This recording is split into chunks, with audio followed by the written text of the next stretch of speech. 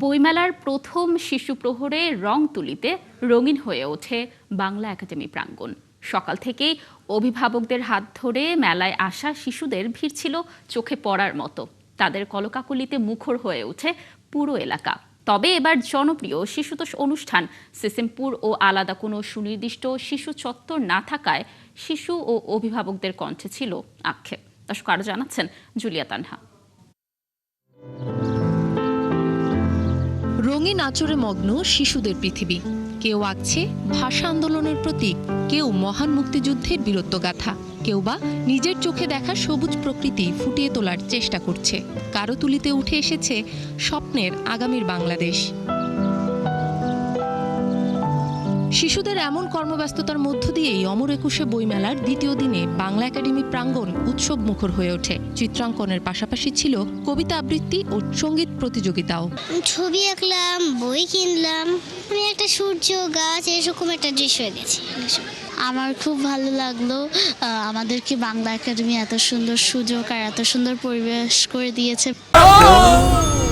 ডেন্টিস্টের পরামর্শ নাও নতুন Colgate active salt.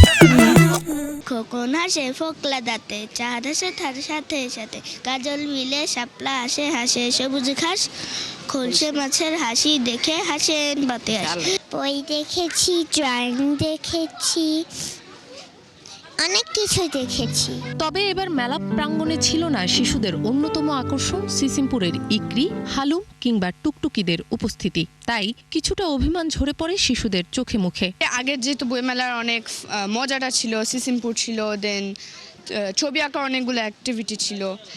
এখন যেহেতু বড় হচ্ছে, গ্র্যাজুয়ালি দেখছি যে বইমেলার ফ্লেভার হারিয়ে যাচ্ছে।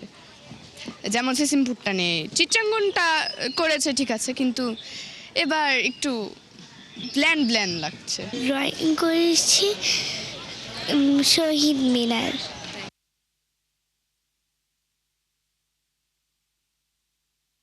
ভাষা আন্দোলনের ছবি এঁকেছি, আর সব বই পড়তে ভালো লাগে।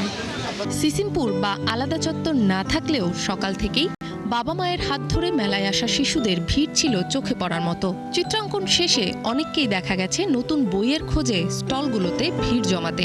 অভিভাবকরাও খুশি বইয়ের সাথে সন্তানদের পরিচয় করাতে পেরে। খুবই ভালো লাগছে, ওরা ছবি আঁকলো, আমাদের বাংলা সংস্কৃতির সাথে পরিচিত হচ্ছে, তারপর হচ্ছে বইগুলো দেখলো, নিজেরাই উল্টেপাল্টে বইগুলো দেখছে। সবাই যেন এখানে আসে বাচ্চাদেরকে নিয়ে, বই কিনে বাচ্চাদেরকে যেন এগুলা বই সম্পর্কে তাদেরকে জানায়। অনেক ভালো লাগছে, গত বছর হয়নি, মনটা অনেক খারাপ ছিল, এবছর আবার শুরু হলো, আমাদের সংস্কৃতি ফিরে পেল, এতে আমরা অনেক খুশি। প্রতি শুক্র ও শনিবার সকাল 11টা থেকে দুপুর 1টা পর্যন্ত থাকবে শিশু প্রহরের আয়োজন। আগামী 15 মার্চ পর্যন্ত চলবে বাঙালির এই প্রাণের উৎসব বইমেলা। জুলিয়া তানহা, 71, ঢাকা।